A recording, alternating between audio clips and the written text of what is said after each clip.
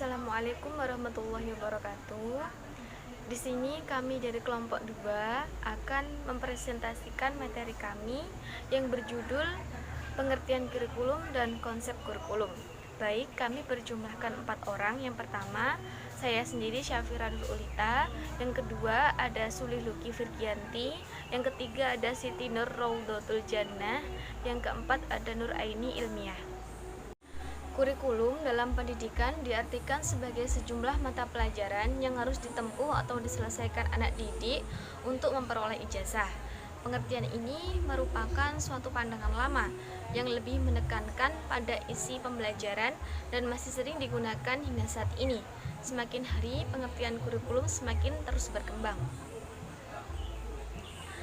Berdasarkan pengertian di atas, dalam kurikulum terkandung 2 hal pokok, yaitu yang pertama adanya mata pelajaran yang harus ditempuh oleh siswa, yang kedua tujuan utamanya yaitu untuk memperoleh ijazah.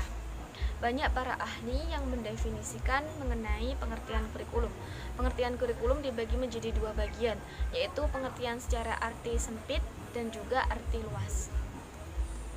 Yang pertama yaitu kurikulum dalam arti sempit atau tradisional.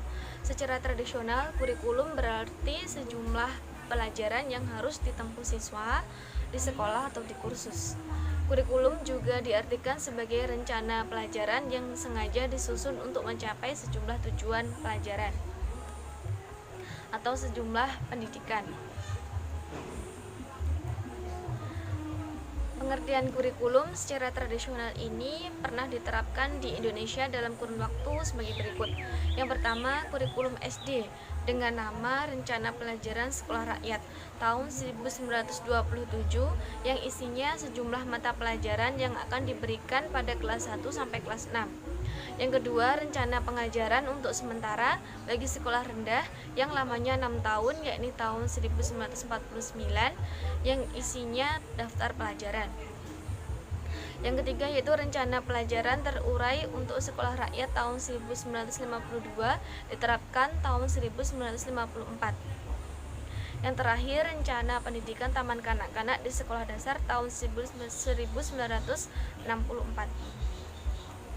Kurikulum dalam arti luas atau modern. Secara modern, pengertian kurikulum tidak hanya terbatas pada sejumlah mata pelajaran saja yang harus ditempuh siswa, tetapi kurikulum juga diartikan sebagai arti luas, yakni ada seorang tokoh, beberapa tokoh juga yang mendefinisikan kurikulum sebagai arti luas. Yang pertama yaitu Saylor J. Gallen dan William N. Alexander, yang artinya mengartikan bahwa kurikulum adalah keseluruhan usaha sekolah untuk mempengaruhi belajar, baik yang berlangsung di kelas, di halaman maupun di luar kelas. William B. Ragan dalam bukunya juga mengemukakan kurikulum artinya yaitu semua pengalaman anak di bawah tanggung jawab sekolah. Banyak para ahli juga yang mendefinisikan mengenai pengertian kurikulum. Seperti Ronald Doll menyampaikan bahwa kurikulum yakni meliputi semua pengalaman yang disajikan kepada murid di bawah bantuan atau bimbingan sekolah. Sukma Dinata juga memberikan 3 konsep mengenai kurikulum. Yang pertama, kurikulum sebagai suatu substansi yang dipandang orang sebagai suatu rencana kegiatan belajar. Yang kedua, kurikulum sebagai suatu sistem. Sistem kurikulum mencakup struktur personalia dan prosedur kerja. Kurikulum sebagai bidang studi memiliki tujuan yakni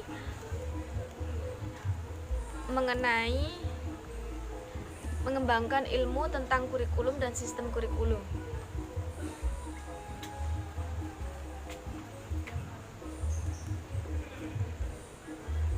Kurikulum juga harus disusun secara komprehensif yang mencapai tujuan suatu kompetensi atau tujuan yang telah ditetapkan. Untuk itu dibutuhkan sebuah kurikulum yang terpadu dan juga mengintegritas seluruh aspek. Harapannya setelah memperhatikan kondisi kurikulum dengan baik, kegiatan pembelajaran dapat berjalan sesuai dengan yang diinginkan atau dapat bisa berjalan maksimal.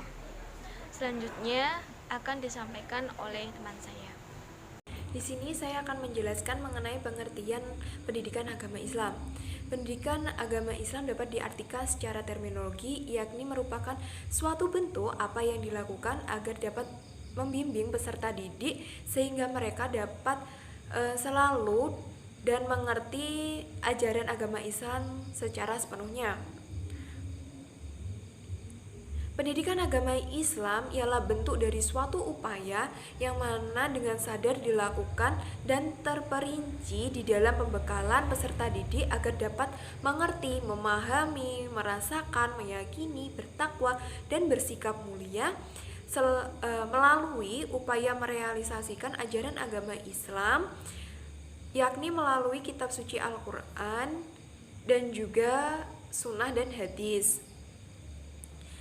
Adapun karakteristik dari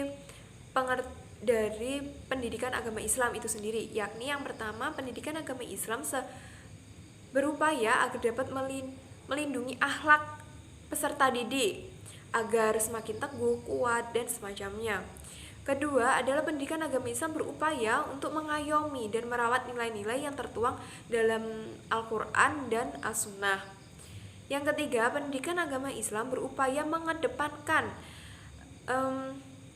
persatuan serta kesatuan iman. Selanjutnya, pendidikan agama Islam berusaha mencetak atau membuat generasi penerus bangsa yang soleh solihah. Pendidikan agama Islam juga sebagai dasar dari suatu tindakan dan perilaku dalam suatu ranah teknologi.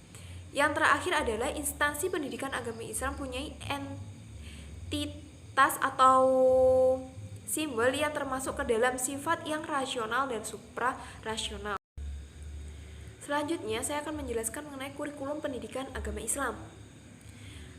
Pengertiannya adalah kurikulum pendidikan agama Islam adalah bahan-bahan atau materi-materi pendidikan agama yang berupa kegiatan, pengetahuan, dan pengalaman dengan sengaja dan sistematis diberikan kepada peserta didik dalam rangka mencapai tujuan pendidikan agama Islam. Kurikulum ini mengarahkan peserta didik untuk mengikuti setiap pembelajaran mata pembelajaran agama Islam, serta menitikberatkan pada tercapainya nilai-nilai akademis yang mencerminkan nilai-nilai luhur dari Al-Quran dan Al-Sunnah. Kurikulum pendidikan agama Islam merupakan bagian dari kurikulum 2013. Isi dari kurikulum pendidikan agama Islam itu sendiri yakni dibuat oleh Kementerian Agama Republik Indonesia atau Kemenak RI berdasarkan keputusan Menteri Agama nomor 211 tahun 2011 tentang pedoman pengembangan standar nasional pendidikan agama Islam pada sekolah. Adapun ciri-ciri kurikulum pendidikan agama Islam yakni mementingkan tujuan agama dan akhlak. Selanjutnya, meluaskan perhatian dan kandungan hingga mencakup perhatian, pengembangan, serta bimbingan terhadap segala aspek pribadi pelajar dari segi intelektual, psikologi, sosial, dan spiritual. Selanjutnya adalah adanya prinsip keseimbangan antara kandungan kurikulum tentang ilmu dan seni, pengalaman, dan kegiatan pembelajaran. Selanjutnya yakni menekankan konsep menyeluruh dan seimbang pada kandungan yang tidak hanya terbatas pada ilmu-ilmu teoritis. Yang terakhir adalah keterkaitan antar kurikulum pendidikan Islam dengan minat, kemampuan, keperluan, perbedaan individual antara peserta didik satu sama lainnya. Saya Siti Nurul Juljana akan menjelaskan tentang konsep kurikulum pendidikan Islam menurut Imam Al-Ghazali.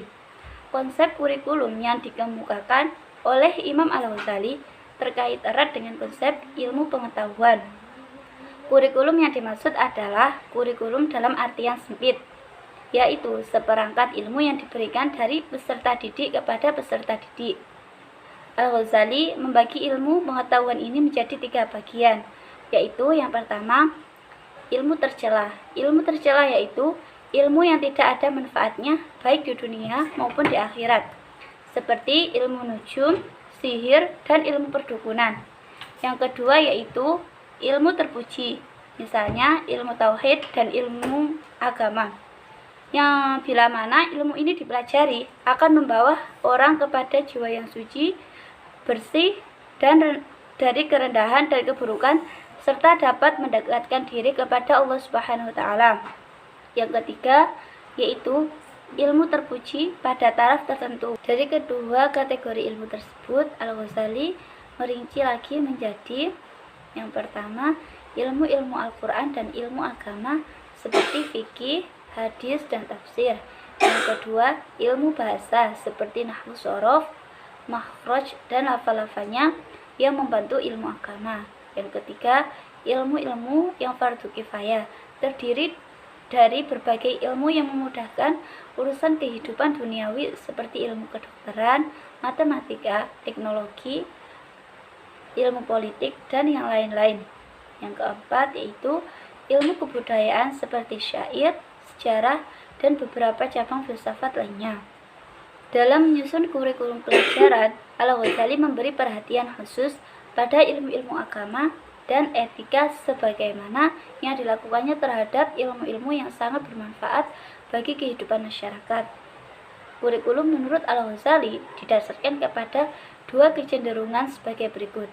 Yang pertama yaitu kecenderungan agama dan tasawuf.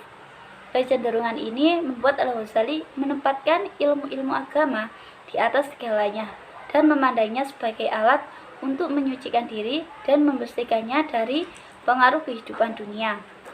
Yang kedua yaitu kecenderungan pragmatis. Assalamualaikum warahmatullahi wabarakatuh.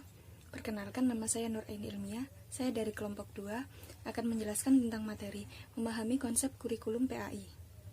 Oke, langsung saja. Di sini saya akan menjelaskan bagian konsep kurikulum pendidikan Islam menurut Ibnu Maskawi. Pemikiran Ibnu Maskawi di dalam pendidikan akhlak termasuk salah satu yang mendasari konsepnya dalam bidang pendidikan. Ibnu Maskawi tersendiri menyebutkan 3 hal pokok yang dapat dipahami sebagai materi pendidikan akhlak. Di antaranya dari ketiga tersebut yaitu yang pertama, materi yang wajib bagi kebutuhan tubuh manusia. Yang kedua, materi yang wajib bagi hubungannya dengan sesama manusia. Dan yang ketiga, materi yang wajib bagi jiwa. Di antara materi wajib bagi kebutuhan tubuh manusia, yang pertama yaitu melakukan sholat, yang kedua puasa, dan yang ketiga haji. Untuk materi yang wajib bagi hubungannya dengan sesama manusia, di antaranya yang pertama yaitu ilmu nahwu atau tata bahasa, yang kedua ilmu mantek, yang ketiga ilmu aritmatika dan geometri, dan yang keempat ilmu sejarah dan sastra. Kemudian materi yang wajib bagi jiwa, dan ini adalah yang pokok yang paling penting.